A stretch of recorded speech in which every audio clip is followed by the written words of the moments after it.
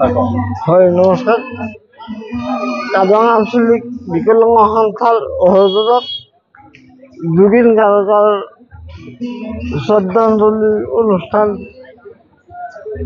আয়োজন কৰিছোঁ। এই হিচাপতে মই জুবিন গাৰ্গৰ আত্মাৰ স্বৰ্গতি কামনা কৰিলোঁ, যাতে ই স্বৰ্গবাস হয়, সেইটো মই কামনা কৰিলোঁ। আৰু এই হিচাপতে মই ক'বলৈ খুজিছোঁ, জুবিন গাৰ্গ কোনো জাত ভেদ নিৰপেক্ষ আছিল, কোনো ধৰণৰ জাত ভেদাভেদ নাছিল। গৰীব দুখীয়া বিকলাঙ্গ যিকোনো মানুহ তাৰ ওচৰত গ'লে সিহঁতে শ্ৰদ্ধা কৰিছিল, মৰম কৰিছিল। মোৰ নিচিনা মানুহক ই শ্ৰদ্ধা মৰম কৰিছিল বা আৰ্থিক অনুদানো দিছিল। গতিকে মোৰ সংস্থাৰ তৰফৰ পৰা সিহঁতৰ আত্মাৰ স্বৰ্গতি কামনা কৰিলোঁ। আৰু এই হিচাপতে মই ক'বলৈ বিচাৰিছোঁ, মুখ্যমন্ত্ৰী ডাঙৰীয়াক এই শ্ৰদ্ধাঞ্জলি অনুষ্ঠানত মই এটা কথা মুখ্যমন্ত্ৰীৰ ওচৰত প্ৰাৰ্থনা কৰোঁ, যাতে বিকলাঙ্গ লোকক কোনো এই যিটো দীনদয়াল আঁচনি আছিল সেইটো ভাল ৰখাৰ অনুৰোধ আছে।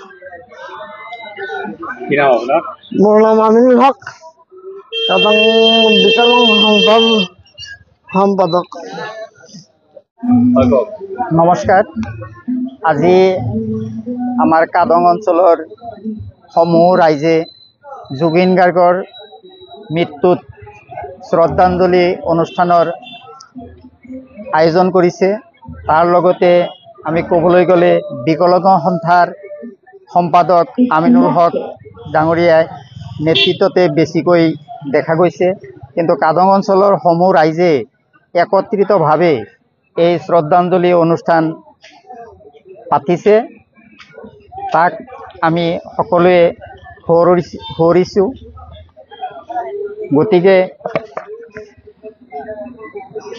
জুবিন গাৰ্গৰ আত্মাৰ সদ্গতি কামনা কৰি আমাৰ এই বিকলাঙ্গ সন্থাৰ শ্ৰদ্ধাঞ্জলি অনুষ্ঠান আৰম্ভ কৰিছিলোঁ। বিকলাঙ্গ সন্থাৰ সকলো সদস্যক আমি সুঁৱৰিছোঁ আৰু জুবিন গাৰ্গৰ যিটো মানসিক শ্ৰেষ্ঠ ধ্যান ধাৰণা বেছিকৈ দেখা গৈছে, যে গৰীব দুখীয়া, চাহ দোকানী,